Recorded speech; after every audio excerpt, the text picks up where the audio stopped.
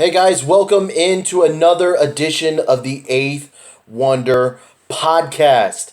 I am, of course, your host, Josh Reese, Mr. Joshua, as you can find me on Twitter. I would appreciate the follow if you do. If you are new to the podcast, this is a Houston Astros only podcast. All we talk about here is Houston Astros and their news. It's a fairly underserved sport here in Houston, so I'm trying to give them the due respect that they deserve, especially considering that the year they're going to be having this year. Woo, boy! It should be a pretty good season for the Astros this year. But I would like to thank you all for listening. A couple quick plugs to get out of the way. Of course, plug myself. You can follow me on Twitter at Mr. Joshua. But I mentioned that earlier. You can also find this podcast on iTunes by typing in the Eighth Wonder podcast. I'd appreciate that. Click subscribe and leave me a comment. Make sure to rate this sucker 5 stars. I would appreciate it. You can also find my Houston Astros stories up on hamiltonway.blogspot.com. I would appreciate you checking out my stuff there. I've got a lot of good Astros nuggets up, and I know I have a few more up this week. But today's podcast is going to be a talk with Jeff Luhnow. He talked at the annual media luncheon a little bit earlier last week, and I saved that conversation. So we'll let you listen to some of the thoughts that Jeff Luhnow had coming into spring training, which is tomorrow for people listening on Monday. But regardless, pitchers and catchers are reporting very soon. Position players reporting very soon after that. And our very first spring training game is only weeks away. I know people can't wait. It's very exciting. This time of the year, it's filled with budding, not curiosity, budding optimism. Because this season should be a very wild ride for the Houston Astros. But before we get into our topic today, which is going to be talking with Jeff Luhnow and just recapping the stuff that Jeff Luhnow had to say, we're going to talk about the news that happened this past weekend. Just some stuff that's come up that I had my eye out for. So we'll chit-chat about that for a second. So the Houston Astros avoided arbitration with Marwin Gonzalez. Their super-duper utility man. Plays every position outside of catcher and pitcher. Although, don't be surprised if he eventually adds catcher to his resume one day. So per the Chronicle, Jay Kaplan of the Chronicle, Gonzalez will make $3.725 million this season. And apparently, under the terms of settlement, he's going to have a club option next year for $5.125 million. And if the club does not, or if the club does not pick up the option and take him back through the arbitration process, which the Astros go through one more time before Margot is a free agent. So I mean, it's a good deal for Marwin. He's making a pretty penny. He's does a hell of a lot of things for the Astros. Not too entirely sure if he's going to be worth the $5.125 million next year, but you know what?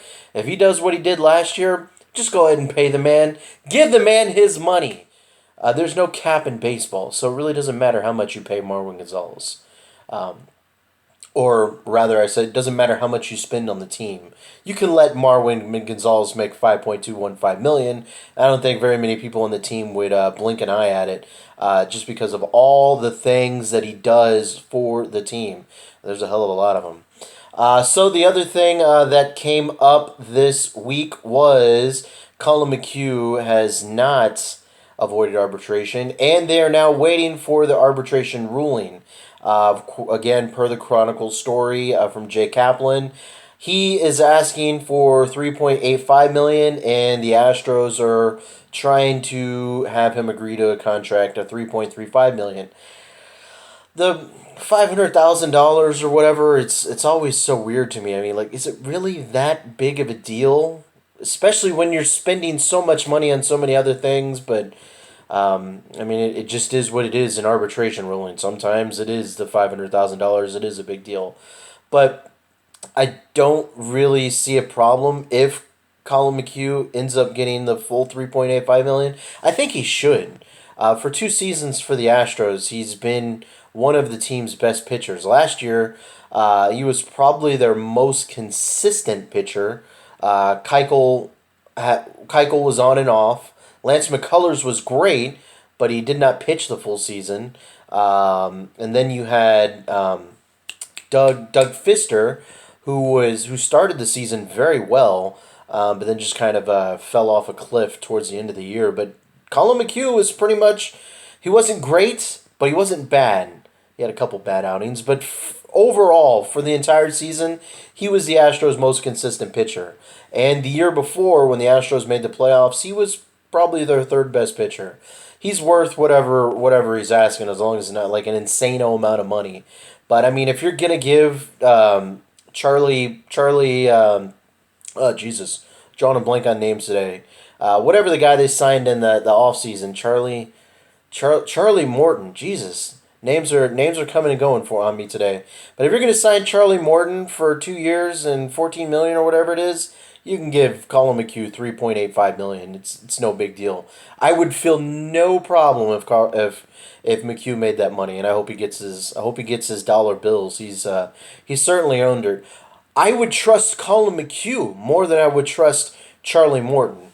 Again, I'm not the closest of Charlie Morton watchers, but I've seen a couple of his games, and I've never really been impressed with what he brings. With our last bit of news before we move on over into Jeff Luhnow and hearing his thoughts, I just saw this one. It kind of crossed my eye this weekend. Apparently, Chris Carter, ex-Astro, this is Astros related, ex-Astros Chris Carter is going to be joining the Bronx Bombers. He's going to be playing in New York City, where the stars are brightest and where they're going to love all 40 of Chris Carter's home runs, but they're going to hate all 225 of his strikeouts.